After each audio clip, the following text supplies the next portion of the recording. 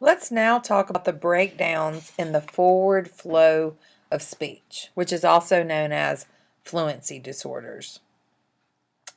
Typically, when we hear about fluency disorders, you think about stuttering, which is the main focus of what we're going to talk about. However, there are other types of problems that we'll also discuss that have to do with fluency. So we need to talk about the difference between normal disfluencies and stuttering. So there's something called typical disfluencies or normal disfluencies, and then there's also stuttering. So we need to know what the difference is between these so that you can actually diagnose stuttering or understand what stuttering is as a beginning clinician. So fluency is described as smooth and effortless flow of speech. So anything that interrupts the forward flow of speech. So you might think of that as hesitancy to produce a word, or a cough that interrupts the flow of speech, or locking up of speech muscles so that no sound can be produced. Disfluencies can encompass all breakdowns of speech, but we would like to talk about two classes of disfluency. There are those that occur across word boundaries, and they're normal or between word or normal disfluencies. So, like, you will see that I pause sometimes between words when I'm about to talk to you about a different subject or try to come up with the next word that I'm going to say. These are typical disfluencies. The second category is disfluencies that break up a word, and these sound abnormal, and they're referred to as within word disfluencies, or what's also known as stuttering. So normal disfluencies occur in speech of most people.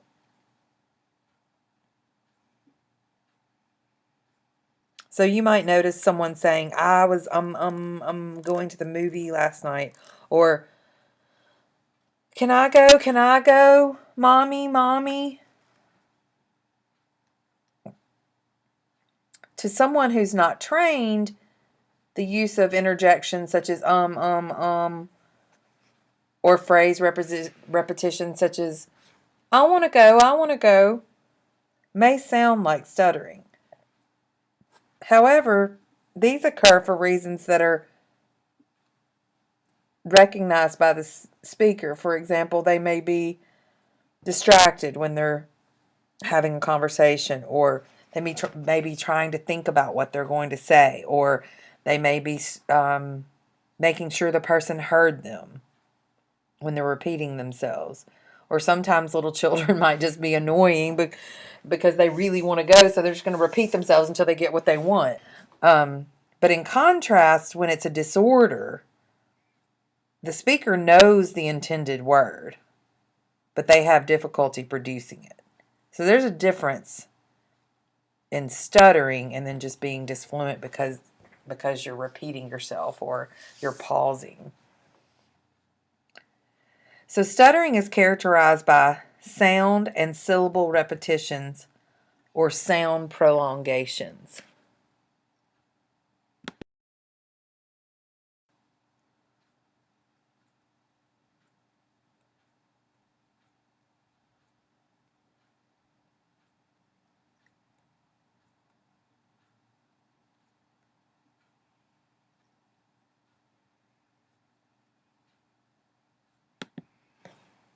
You can see here in this slide the list of characteristics for normal disfluencies and the list of characteristics for stuttering.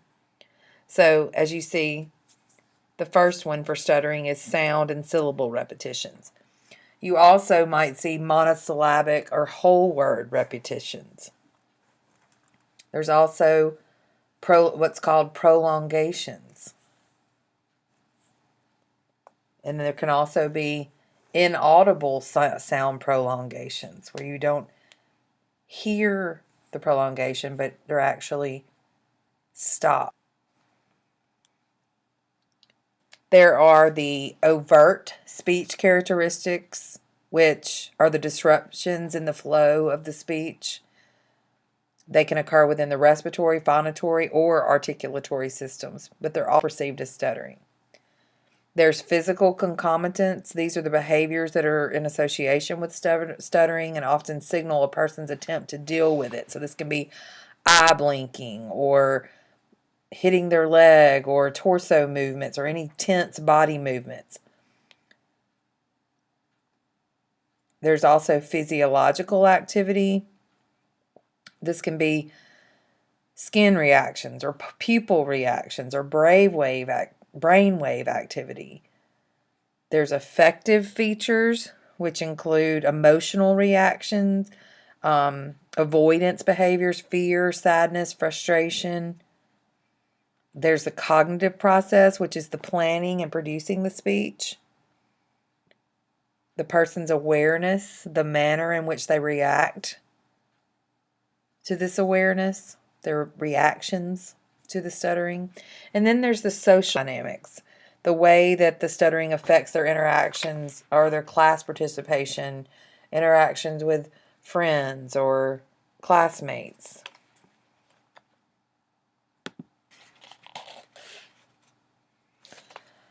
Let's talk about incidence and prevalence of stuttering.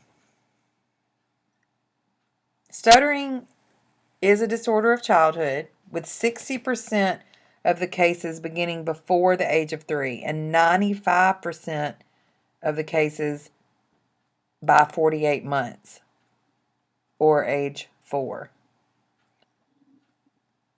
This type of stuttering has been referred to as developmental stuttering. The incidence of stuttering is defined as the percentage of the population who has stuttered at some point in their life.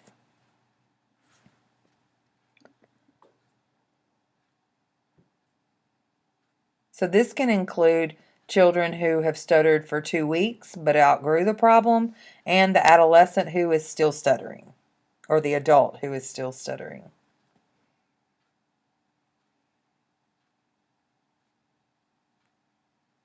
Incidence is reported to be 5% of the total population. Prevalence of stuttering is defined as the percentage of the population who presently exhibit the problem. It's reported to be at about 1% or 0.721%. So that's the prevalence. How many people are currently stuttering in the world? So about 1% of the population.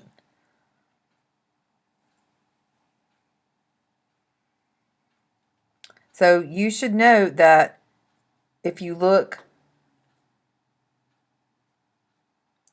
closely at the data of children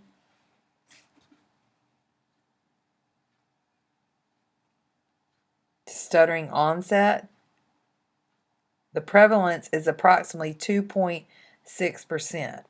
And that suggests that stuttering is more prevalent among preschoolers than previously thought. So that's changed. Incidence and prevalence depend on gender of the individual. For children close to the onset of the problem, there is a ratio of 2 males for every female. So it's a 2-to-1 ratio. So we know that more males than females stutter. As these children get older, there's even greater difference between males and females. So we know it's a 4-to-1 or 5-to-1 ratio in adolescents and young adults. Another thing we know about stuttering is that there is a strong genetic component. So let's talk more about that in the next slide. You may want to read about genetics and stuttering on page 216 in your book, but one thing that we do know is that stuttering runs in families. We know that children who stutter have more relatives stutter when compared with other families where there is no one who stutters. So we know that there's a strong genetic component. Research is still being conducted on that component. There was a study done in 2010 that reported 3 genes were identified in the cases of the stuttering subjects. We do know that there's a higher incidence of stuttering in identical twins, which if you remember from genetics, identical twins come from the same fertilized egg, where fraternal twins come from 2 separate fertilized eggs. So that shows, and we know that there's a higher incidence of stuttering in identicals when compared to fraternal. So we know there's something genetic there. We also, research has shown us that there's an environmental component that plays a role in the occurrence of stuttering. So it's important to take that into consideration too. So onset of stuttering, is it gradual or is it sudden? Historically, stuttering has been described as being a slow and gradual process. That children often begin stuttering by producing brief and effortless sound and syllable repetitions. But more recent findings are indicating that some children exhibit onsets within a 3-day period, and some display onsets within 1 day. So it can vary.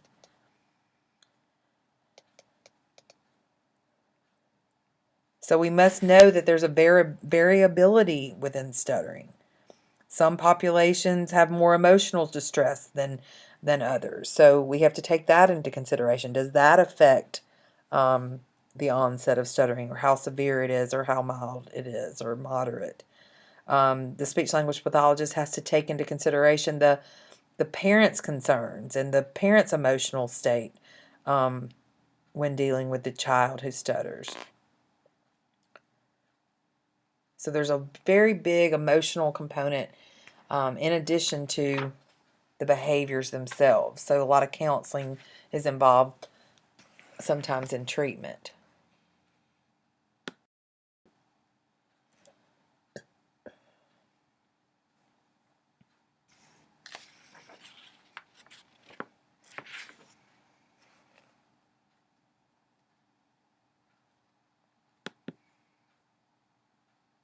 So what is actually happening when someone is stuttering?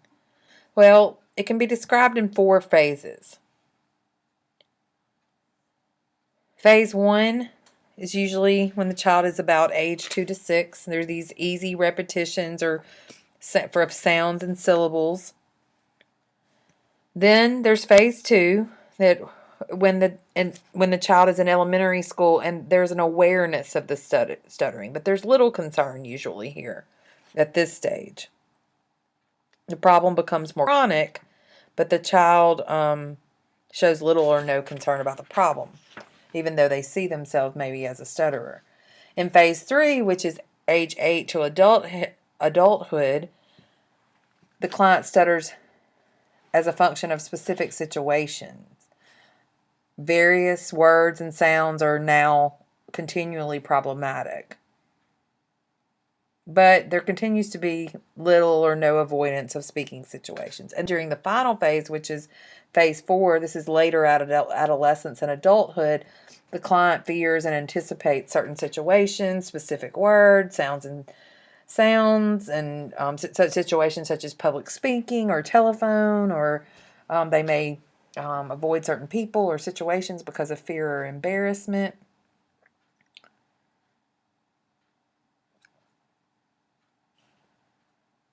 We know from research that a majority of children who are identified as stuttering during their preschool years will outgrow the problem. So they have natural recovery or spontaneous recovery. It's been associated with a biological or maturational process. But natural recovery also recognizes that parents may modify the communicative environments within the home, and that may also account for part of the child's improvement in speech.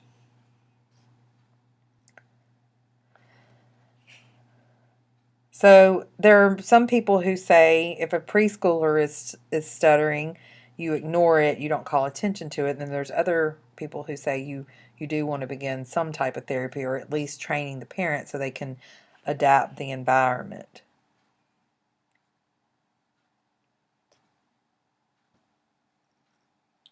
Let's look at the theories of stuttering.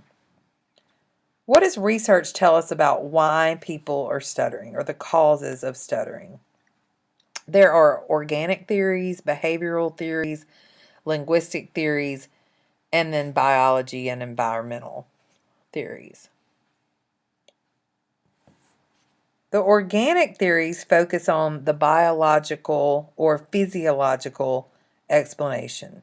So, what is actually happening in the breakdown of the speech system? It is believed in this theory that a child who stutters is born with some organic or biological deficit. In the behavioral theories, it's suggested that stuttering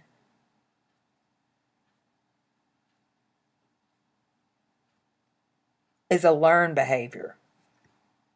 Wendell Johnson is the most influential person to promote this theory. In the linguistic theories, the author suggests in this theory that during normal speech production, the speaker has an internal subconscious monitor that enables the speech system to make corrections in the formulation of speech sounds to produce words. Stuttering is seen as a typical reaction to a breakdown in the person's attempt to formulate sounds and words. So that's a linguistic theory. Then there's the biology plus environment theory, which is a popular perspective.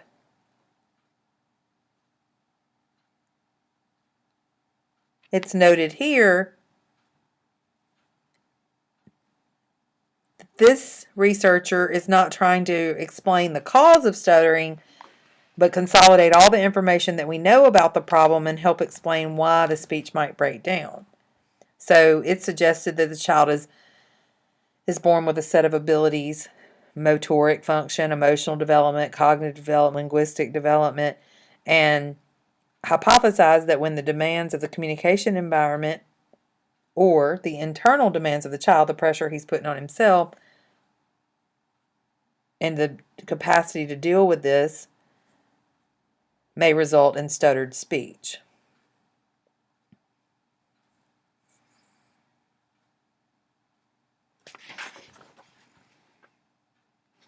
So we know that there are several different theories: the behavioral, the genetic component, the linguistic component, the organic component. Many people believe that stuttering is caused by a combination of these. We do know that there's a genetic component, but then there's also some environmental and behavioral factors that influence the stuttering.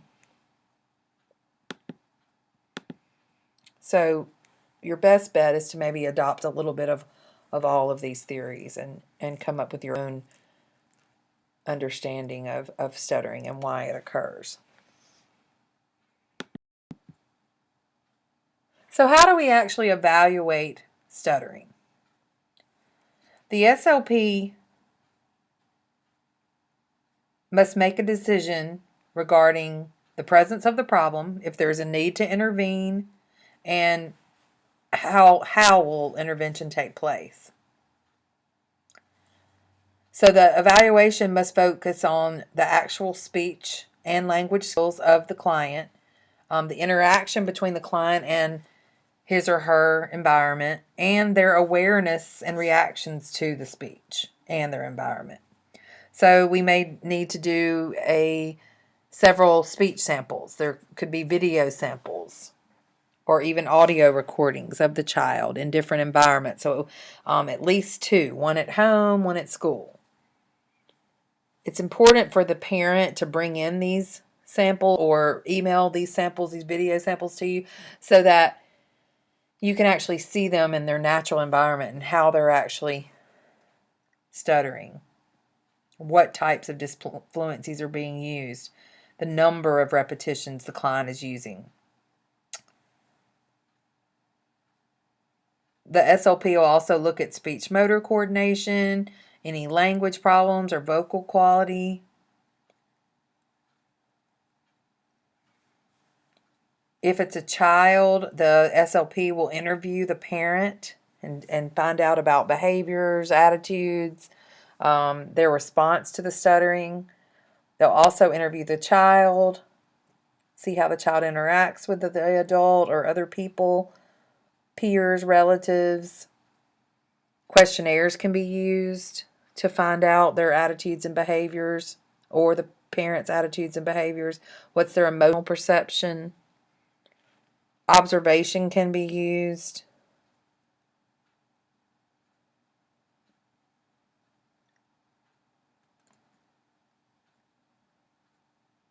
The clinician looks at the degree to which the client is reacting to the stuttering, also the behavior. So they're looking at the whole picture. What are the actual stuttering behaviors? What are the reactions to the behaviors? Are there any avoidance behaviors? Are they avoiding any certain situations or any certain people or any certain words? So once a decision is made that the client does have a stuttering problem, the SLP needs to develop a management and treatment program that will help the client.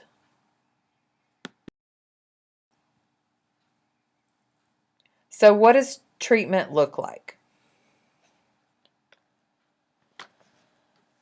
Stuttering therapy traditionally was classified into two schools of thought. There was stuttering modification and fluency shaping.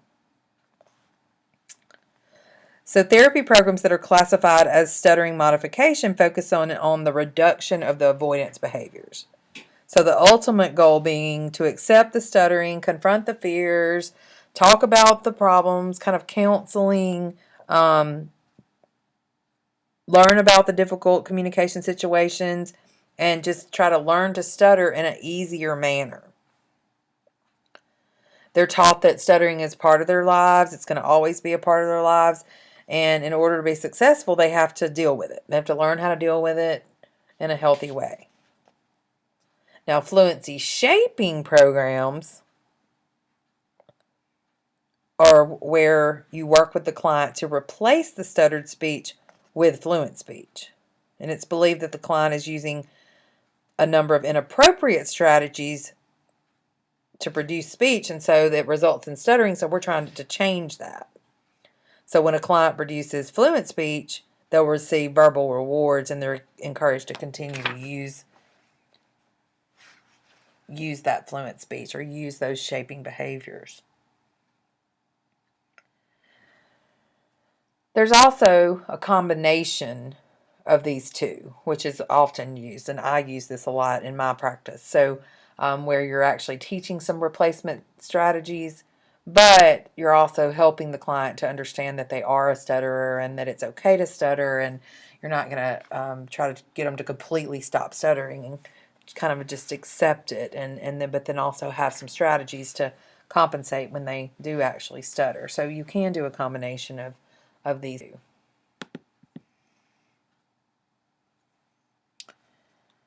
One stuttering modification therapy that is quite popular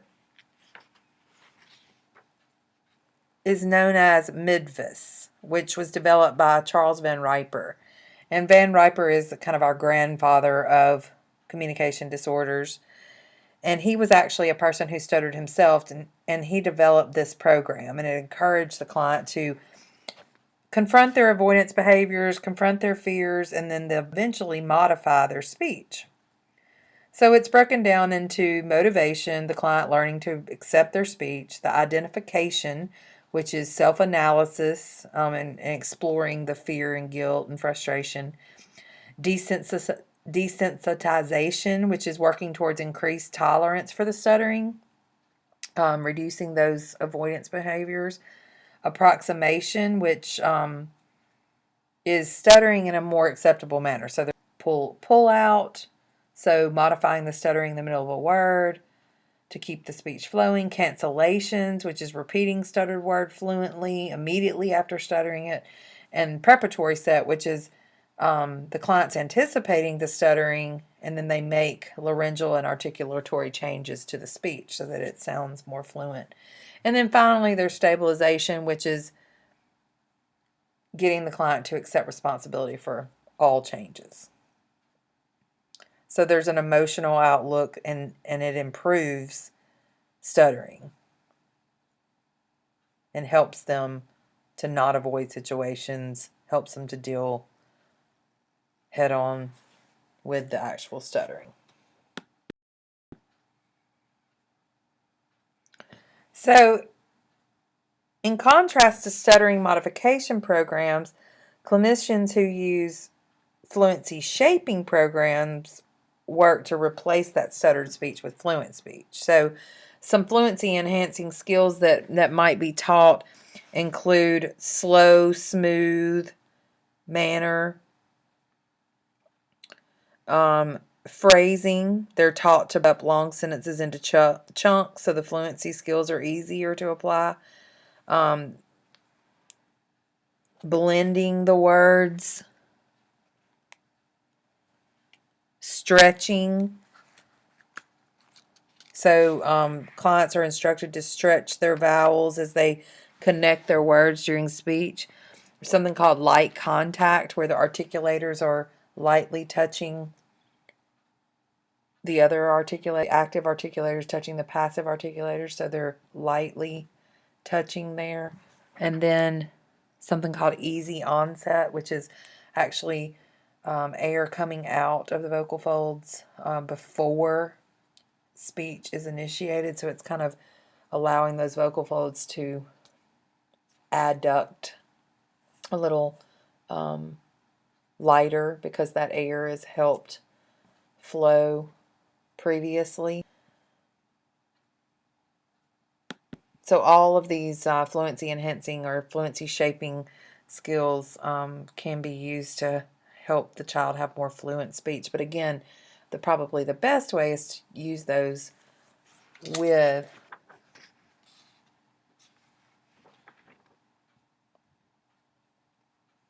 the modification therapy. So there are a couple other fluency disorders that I'd like to discuss. One is cluttering.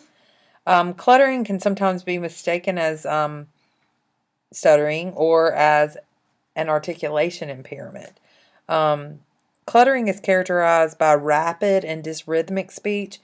It's often the client's very unintelligible. There can be interjections and also articulation problems associated with it. Disfluencies are always part of the disorder. There can be revisions, word and phrase repetitions. They have a fast speaking rate, so that's part of the reason why they're so unintelligible. Therapy for cluttering often focuses on increasing the client's self-awareness. So the client has been instructed in methods for slowing down their speech and help them to learn to improve their misarticulations. Then another type of, or another fluency disorder is what's called neurogenic stuttering. And this can be gradual or sudden onset of a stuttering-like dysfluencies in adults. And this can be associated with stroke, traumatic brain injury, or any other diseases of the brain. So there can be different lesions on the brain that often result in neurogenic stuttering. So this fluency can be transient, and it can disappear as the patient's condition changes or improves. However, sometimes it continues with other patients, depending on what the problem is neurologically. Sometimes in patients with head injuries, there can be repetitions of phrases or syllables or sounds, and sometimes very rapid, quick bursts are sometimes unintelligible.